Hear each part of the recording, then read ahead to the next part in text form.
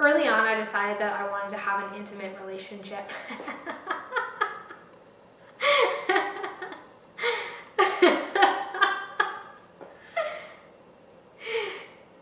I decided...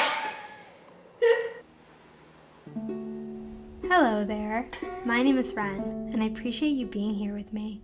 In today's video, I'll be showing you my typical morning routine, as well as discussing fertility and contraception.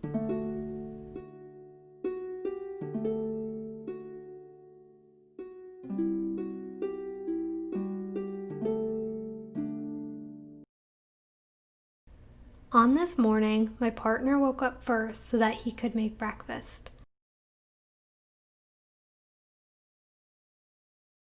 I continued to sleep in for a bit until my alarm went off.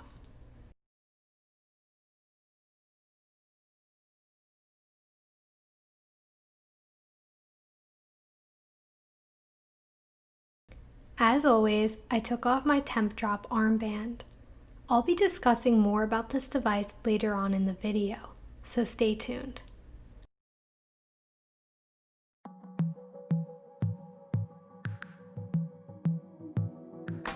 After I got in my wheelchair, I went right to the bathroom to get ready for the day.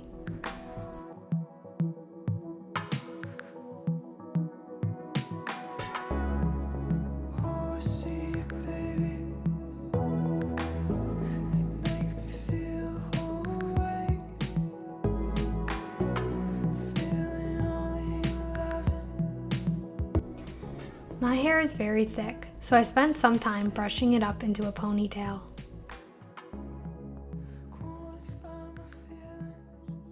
I did not add anything special to my hair other than water.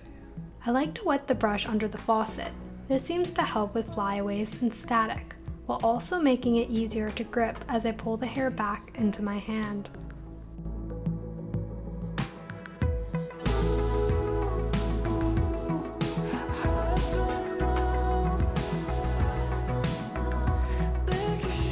The first product I put on my face is simply witch hazel. This whisks away bacteria and tones the skin. It's an astringent, so let's just say that spritzing this all over your face will wake you right up. Next, I put on my vitamin C serum, which aids in keeping my skin clear and glowing. I love this stuff and have been using it for years.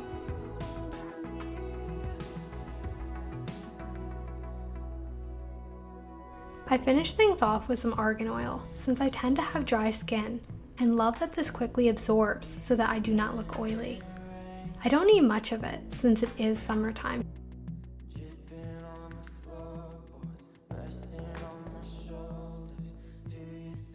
For toothpaste, Uncle Harry's is a great brand and comes in zero waste packaging.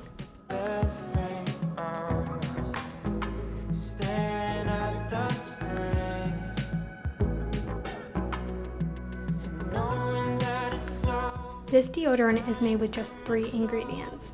It works great and is so easy to make. I'll leave the recipe link down below.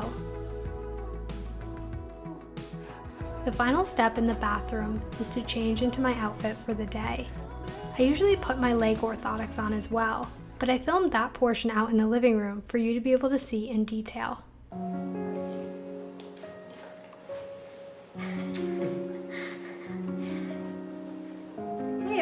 I want to sit down and talk a bit about my experience with fertility tracking. So I use what is called the fertility awareness method, which basically determines my infertile and fertile phases of my menstrual cycle in order to either achieve pregnancy, avoid pregnancy, or overall gynecological health. So early on, I decided that I wanted to have an intimate understanding of my body and its natural cycles rather than having to alter it chemically, which is what modern birth control basically is.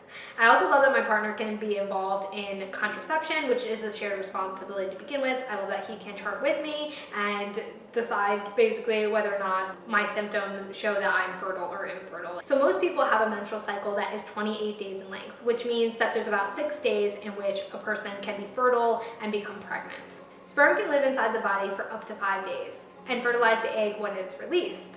When the egg is released, however, the egg can only live for 24 hours. So in total, there are about 6 days in which a person is fertile during their cycle. The fertility awareness method helps us to determine which days are fertile and which days are infertile, so that we can determine whether or not we need to have protected sex during our fertile days or unprotected sex during our infertile days. Protected sex simply looks like a physical barrier such as a condom, diaphragm, or other natural method of contraception. For example, my partner and I choose to use condoms during the days that I'm fertile so that we can not have babies.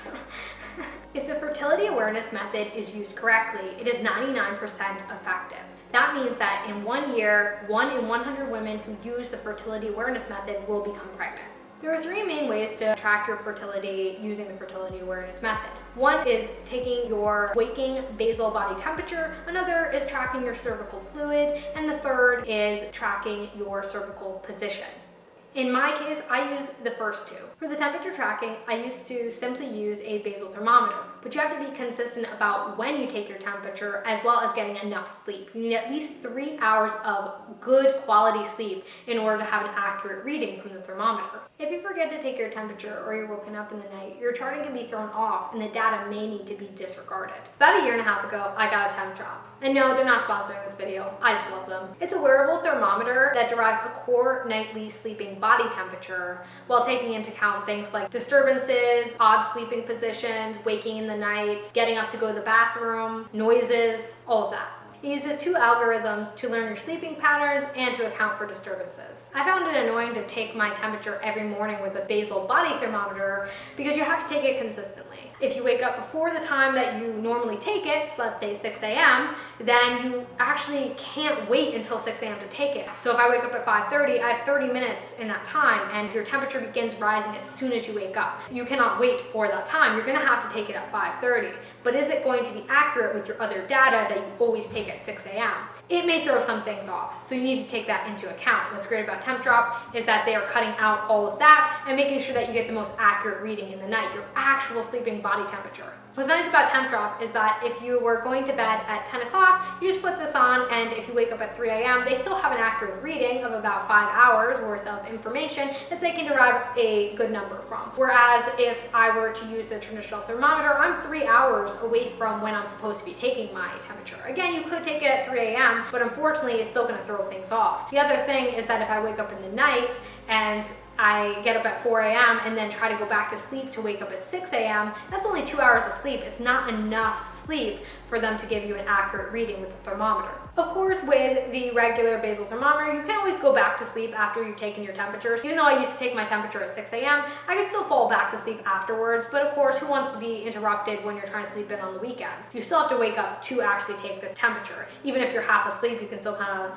put it in your mouth and get an accurate reading. But again, you still have to wake up to do it, and it is easier said than done sometimes falling back to sleep. This is also great for people who work at night, have a varying schedule, traveling, you're busy, you got a rough night of sleep, you're awake all night, all these things. It will make sure that it gets you the most accurate reading, which I love. Each day I sync my Tempdrop to the app and it automatically imports that information to my charting app. In the charting app, I can track cervical mucus, exercise, vitamins, my period, sex, anything that needs to be charted there. I can also add notes. I can also disregard certain data. So if I feel like a reading is somewhat inaccurate because I might have had alcohol the night before, or I had a really rough night's sleep and the resulting number is just not something that seems viable, I can also account for that in the chart, which is great. If you'd like more information on the fertility awareness method, I highly recommend the book Taking Charge of Your Fertility by Toni Weschler, which I will link down below. If you're interested in the Tempdrop, they also have a great blog on their website, along with a Q&A answering any questions that you might have about fertility awareness method and contraception in terms of tracking. Again, that link will also be down below. Now back to the video. I have 2 sets of leg orthotics. They both keep my feet from drooping and falling off the wheelchair's footplate, as well as allow me to stand and walk with assistance. This is the pair that I wear the most, since they are very low profile and disappear under long pants.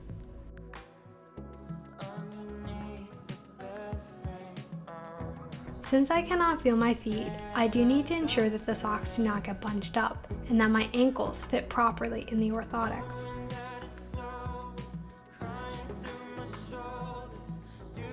Shoes are not the easiest to fit over the plastic, but I find that brands like Converse work well.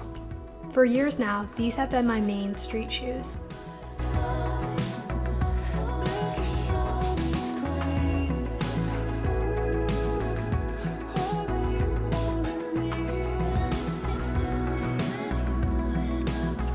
To prevent urinary tract infections, which are common among urinary catheter users, I take D-Mannose every day.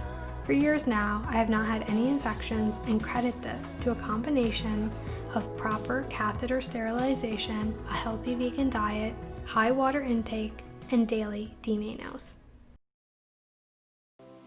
For breakfast, my partner made me berry oatmeal. We usually add hemp seeds and flax meal, but we were out of both that day.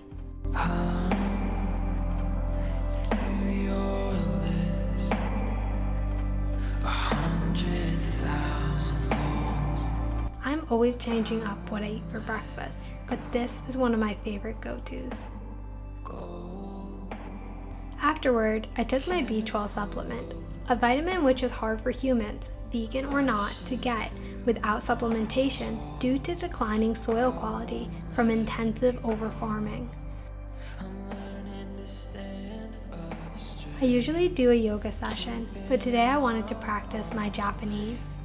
My partner introduced me to the language not long ago and has been working to help me learn the syllabary.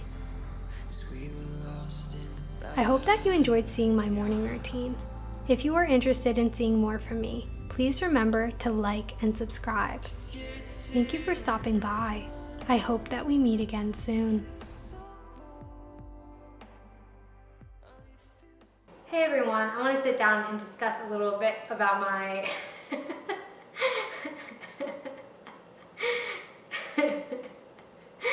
Early on, I decided that I wanted to have an intimate relationship.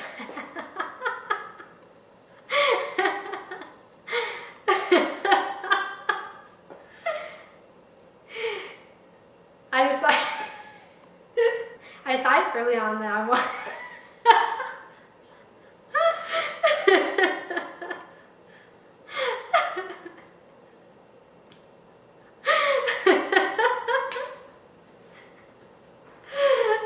Okay. I decided early on that I wanted to have an intimate.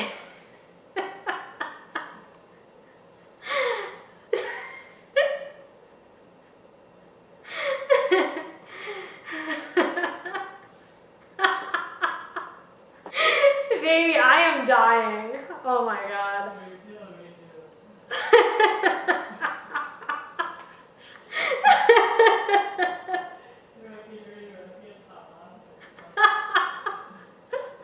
Why is this so funny? Oh my god.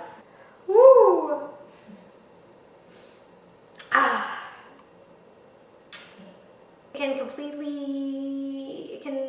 Your charting can be thrown off, and the dead boy may need to be disregarded.